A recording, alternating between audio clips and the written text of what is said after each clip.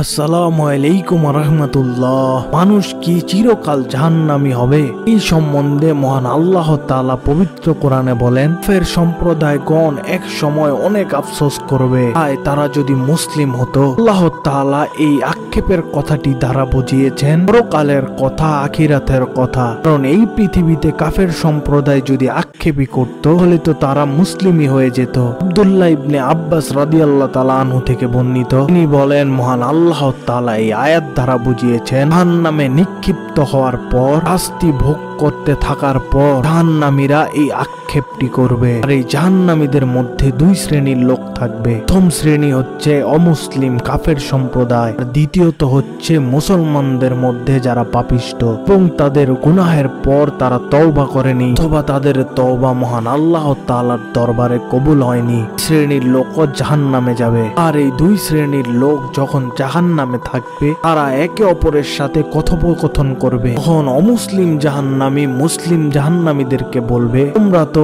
ঈমানদার ছিলে, তোমরা কেন জাহান্নামে? তোমরা তো আল্লাহ তাআলাকে বিশ্বাসই করিনি, এই কারণে আমরা জাহান্নামে। আর আমরা মহান আল্লাহ তাআলাকে বিশ্বাস না করে জাহান্নামে, তোমরা বিশ্বাস করেও জাহান্নামে। এতে তোমাদের কি ফায়দা হয়েছে? কাফেরদের এই কথাটি বলার পর মহান আল্লাহ তাআলা মুসলিমদের উপর রহমত ও বরকত করবেন এবং কাফেরদের উপর রাগান্বিত হবেন। এবং কাফের সম্প্রদায় যেই লোকের উপর এই উক্তিগুলো করছিল, মহান আল্লাহ তাআলা সেই ব্যক্তিকে ক্ষমা করে দিবেন। তখন মহান আল্লাহ তাআলা এই মুসলিম জাহান্নামীকে বলবে, তুমি দুনিয়াতে যেহেতু ঈমানদার ছিলে, তাও আজকে তোমাকে আমি ক্ষমা করে দিলাম। ঠিক সেই সময় জাহান্নামী কাফের সম্প্রদায় আক্ষেপ করে বলতে থাকবে, হায় যদি আমরা পৃথিবীতে মুসলমান হতে পারতাম, তাহলে আমরাও আজকে মহান আল্লাহ তাআলার কাছে ক্ষমা পেতাম। এই আয়াত দ্বারা মহান আল্লাহ তাআলা আমাদেরকে এই শিক্ষা দিচ্ছেন, মুসলিম যদি অন্যায় করে, পাপের কাজ করে জাহান্নামে চলে যায়, মহান আল্লাহ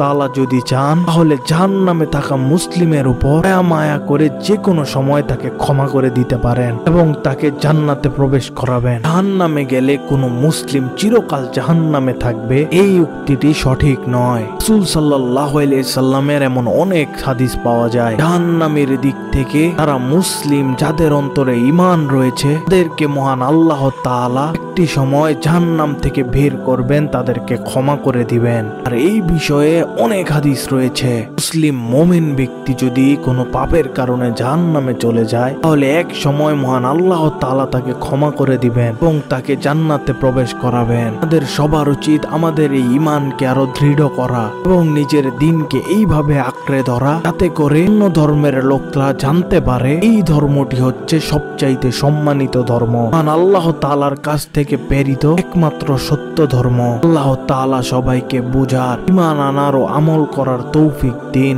আমিন।